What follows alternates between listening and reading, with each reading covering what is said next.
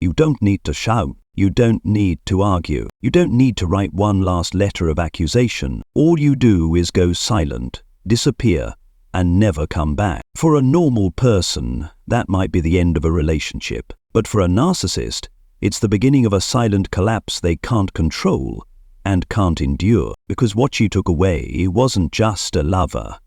You were the last mirror reflecting the distorted self-peak they depend on to exist. When you vanish from their orbit, you don't just remove someone, you remove their sense of self. They might pretend like nothing happened, laugh loudly, post pictures, parade their happiness. But inside, a full-blown identity crisis is erupting. And the worst part for a narcissist isn't that you left, it's that you're not reacting anymore. No anger, no breakdown, no longer in their grip. In today's video, I'm going to take you deep into the chaotic inner world of a narcissist when you go no contact, the silent severing that drives them absolutely mad. You'll understand why your silence sends them into psychological freefall, not because they loved you, but because they lost the control they believed they would always have. You'll also see exactly what they'll try to do to pull you back in. From carefully calculated apologies, performative regret, to hoovering tactics disguised as kindness.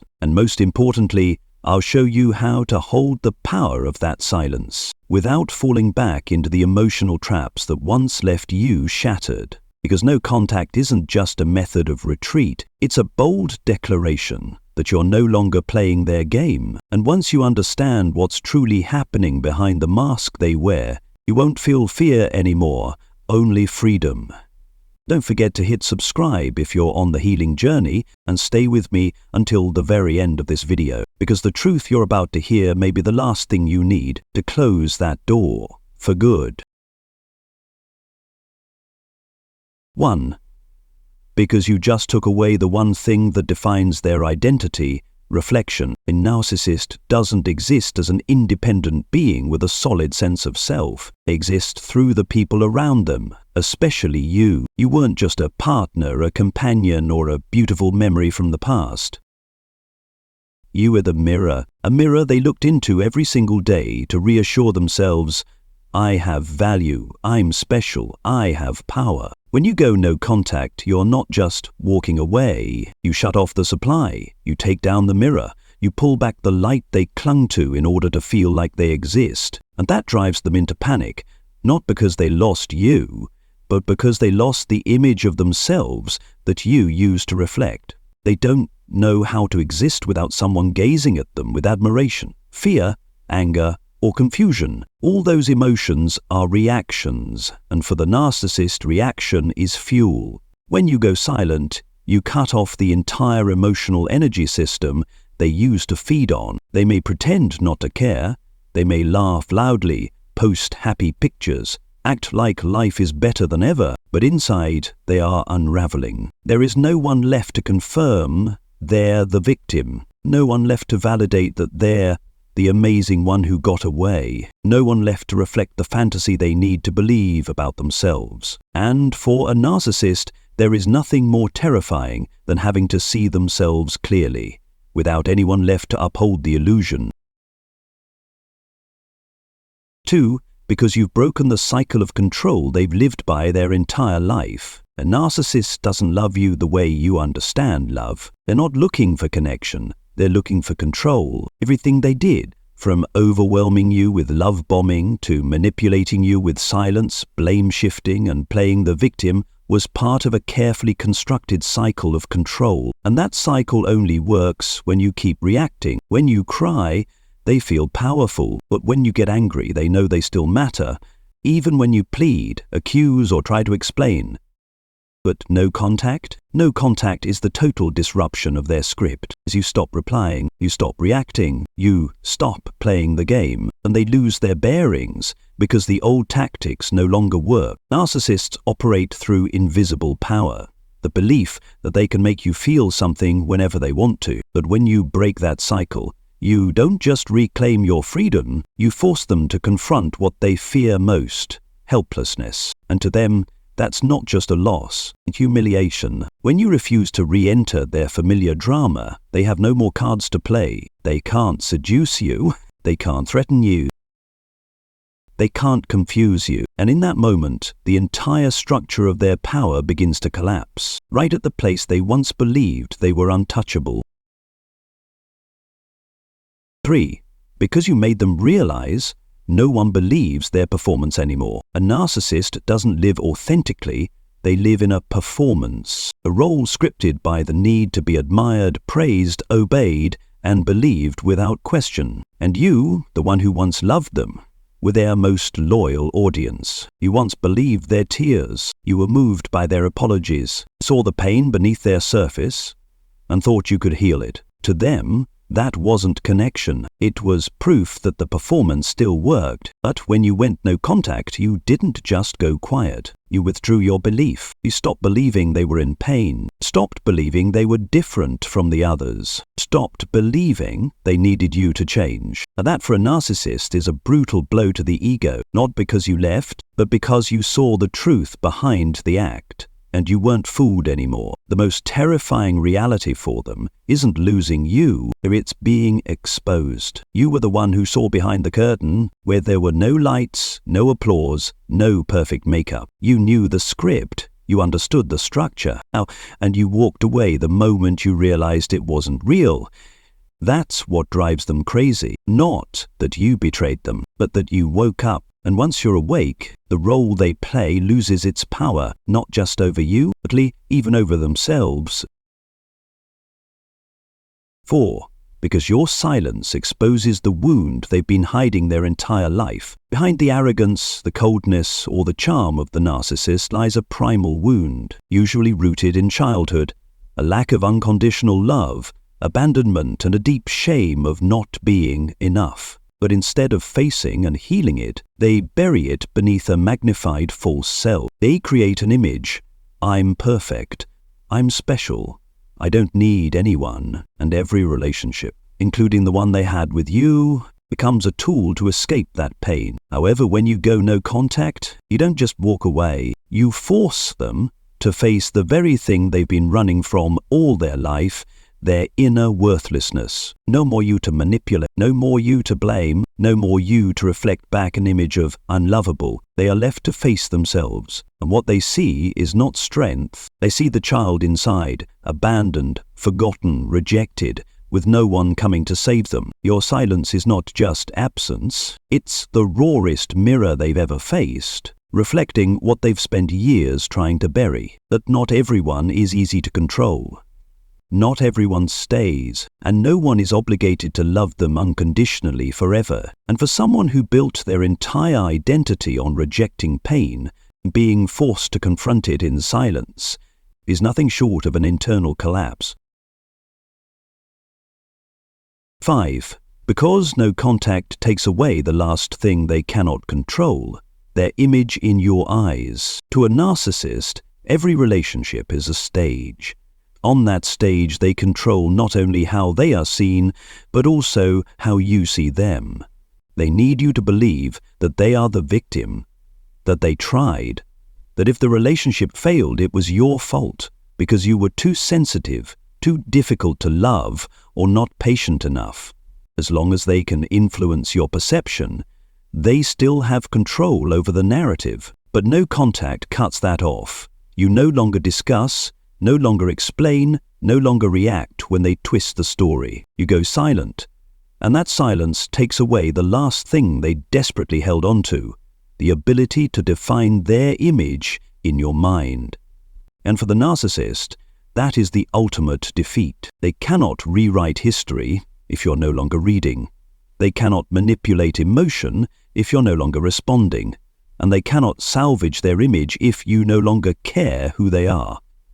No contact is not just about not talking, it is the ultimate refusal of their power over your mind. You stop giving them the chance to rebuild their image. Stop letting them play the role of the one who was hurt. Stop believing in the versions of themselves they created to keep you under control. And when they realize you've formed your own truth, one no longer distorted by them, that is when they know. They didn't just lose you. They lost the power to define who they are in the story. 6. What the narcissist does when you go no contact. After you go no contact, the narcissist doesn't just feel empty, they feel challenged. Losing control is something they can never tolerate, and that's why they'll do everything in their power to pull you back in.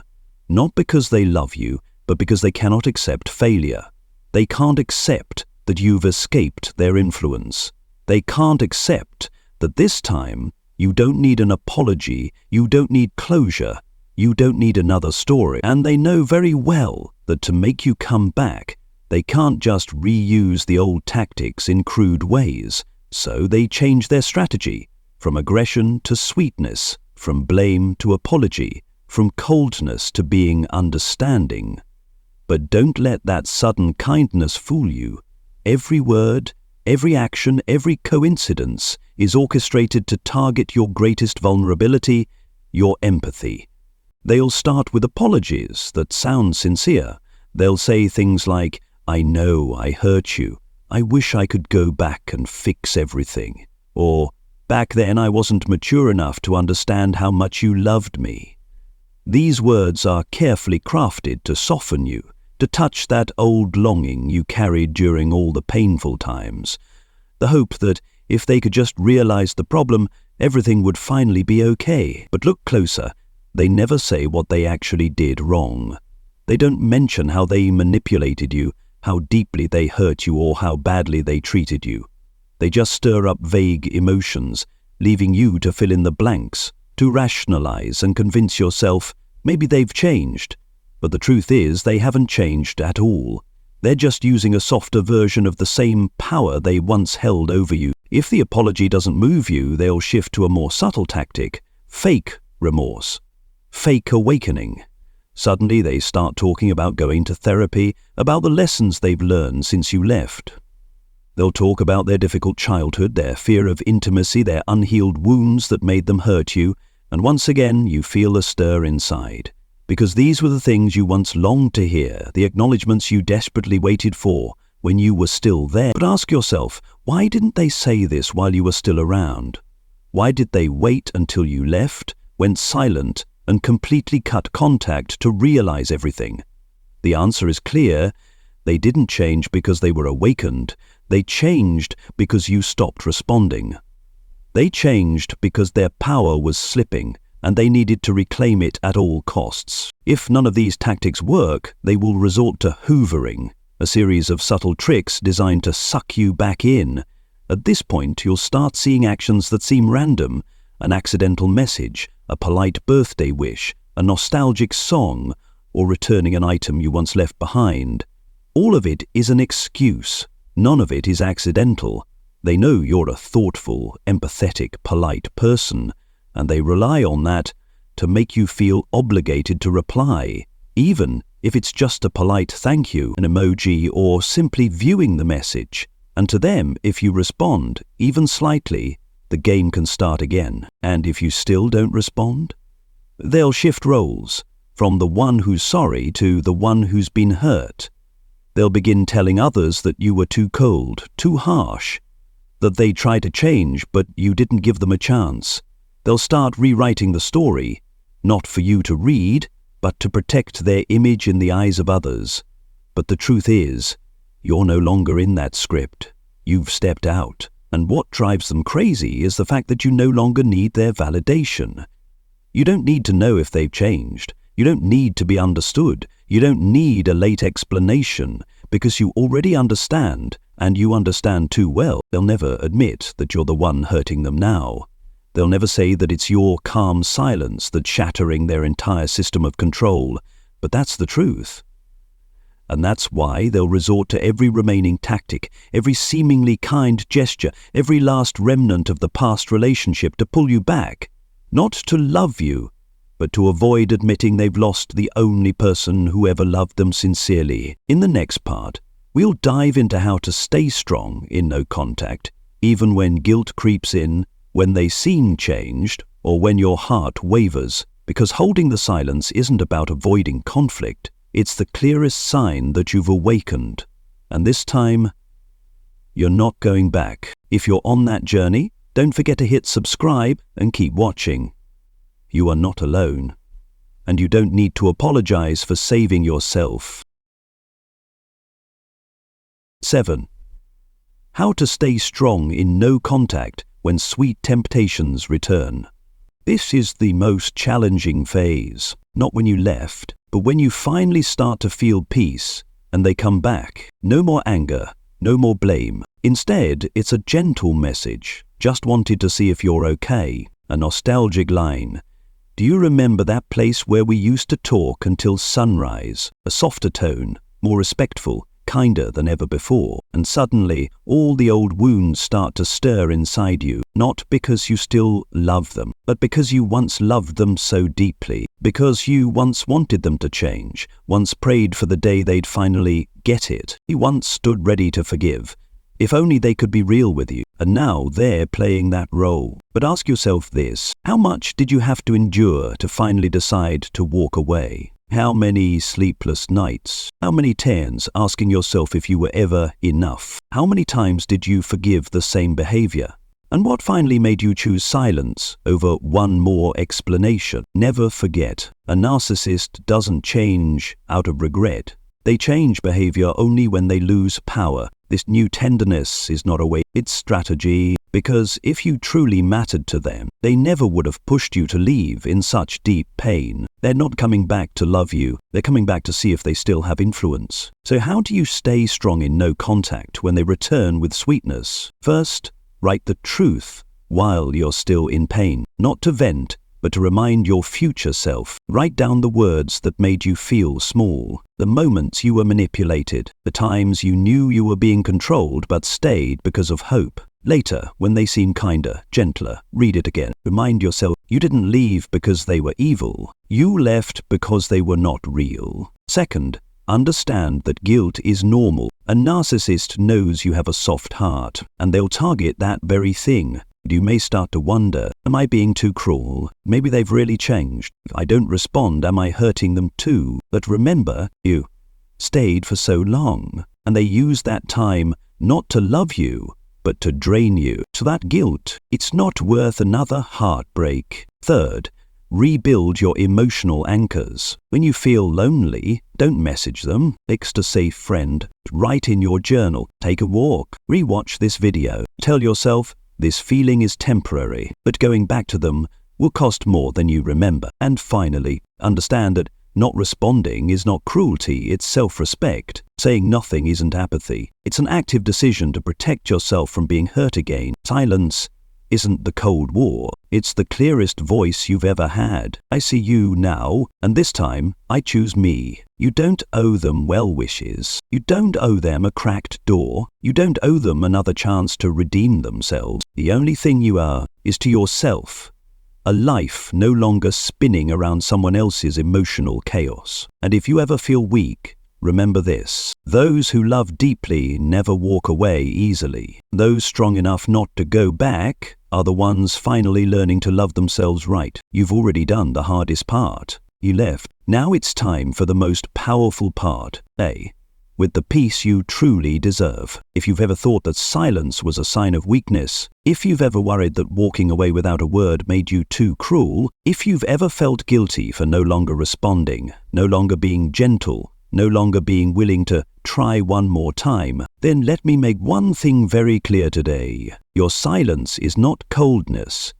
It is the most courageous act you've ever done for yourself. Because a narcissist will never say you are right. They'll never admit that you are strong enough to see the truth. And they'll never thank you for stepping out of the manipulation they built their entire life around. But the good news is, you don't need them to. Because what you need is not their validation as your own inner freedom. You don't need an apology to move forward.